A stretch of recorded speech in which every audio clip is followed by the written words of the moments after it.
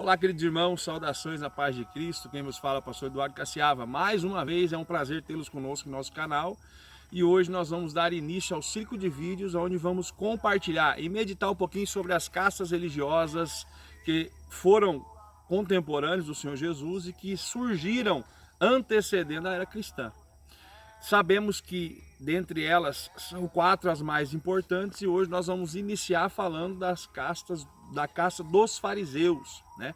E antes de dar andamento, eu quero convidar você a dar seu like aqui no nosso canal, se inscrever para receber os novos conteúdos, assista também os vídeos que antecederam e compartilhe para que os seus amigos e pessoas do seu ciclo social possam também receber informações concernentes a conteúdo teológico e bíblico. Pois bem, dando andamento ao início do nosso ciclo de vídeos das castas religiosas, hoje falando dos fariseus. Fariseu significa separado. Separado do quê?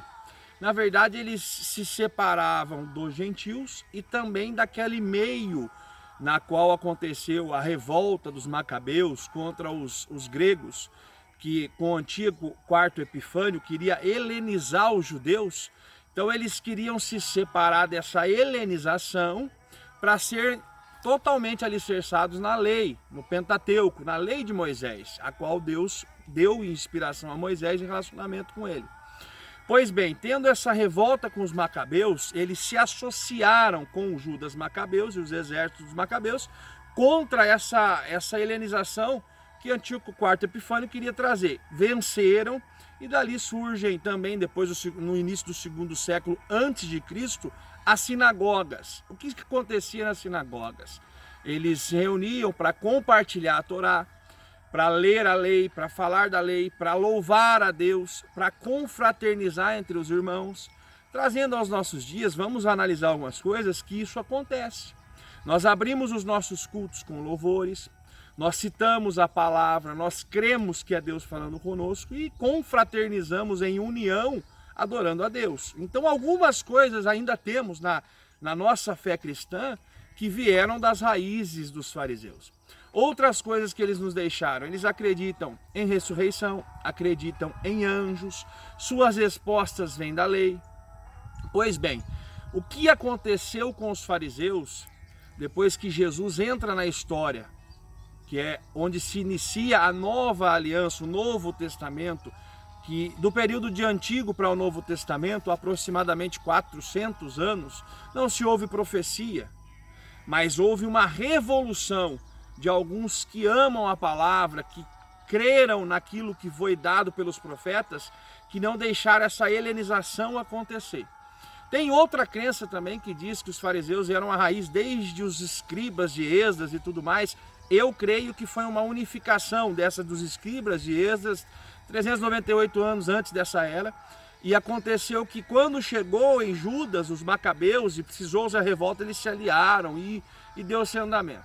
Quando chega em Jesus, nós lemos o Evangelho de Jesus Cristo segundo João anunciando Jesus, né?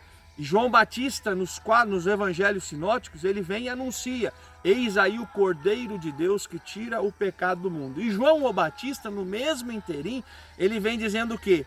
Arrependei-vos e dai-vos frutos de arrependimento. Para quem ele está dizendo isso? Para a casta religiosa dos fariseus. O que acontece com os fariseus, no meu entender? Eles se corrompem e deixam a essência da espiritualidade se corromper com algumas coisas, e uma dessas coisas podem ser o relacionamento político, porque nos dias de Jesus eles também foram uma casta religiosa política. Eles eram do Sinédrio, o grande Sinédrio se formado por 71 doutos na lei, que julgava as causas do povo, o inferior Sinédrio, 23 doutos na lei, que também julgavam as pequenas províncias. Então, nesse interim de coisas, eles conquistaram honrarias, eles conquistaram status. E aqui que está o perigo do ser humano. Se perder pelos cargos, status, posições e esquecer que quem nos leva a algum lugar é Deus. A Bíblia vem dizer, e a maioria dos relatos de Jesus dizendo: os humilhados serão exaltados e os exaltados serão humilhados, ele estava a dialogar com fariseus, escribas e tinha os publicanos e pecadores também ouvindo. E por que esses diálogos? Porque eles queriam, os fariseus e os escribas, questionar Jesus o porquê que falava com publicanos e pecadores. Sendo que, na verdade, o Senhor Jesus era o próprio Messias que eles tanto acreditavam antes. Mas eles se corromperam e tinham medo de perder a sua autonomia religiosa no meio social que viviam. E aí vem Jesus em todas as parábolas mostrar para eles que o que eles estavam praticando e entendendo como fé estava totalmente fora do que realmente é a essência bíblica. Então nós devemos tomar isso como lição para que nós não venhamos nos perder no caminho de nossa fé e achar que somos autores e consumadores de alguma coisa perante Cristo. O autor e consumador de nossa fé é maior que tudo, é o próprio Senhor Jesus, a pessoa do Espírito Santo. Vamos nós nos ater apenas a servir, obedecer e praticar o maior de todos os mandamentos, que é o amor ao próximo. Um dos maiores erros dos fariseus, e se perderam nisso, foi deixar de acreditar que publicano e pecador também eram encontrados com a graça e o amor de Deus. Porque nós vemos um dos relatos de parábolas do Senhor Jesus é o fariseu e o publicano.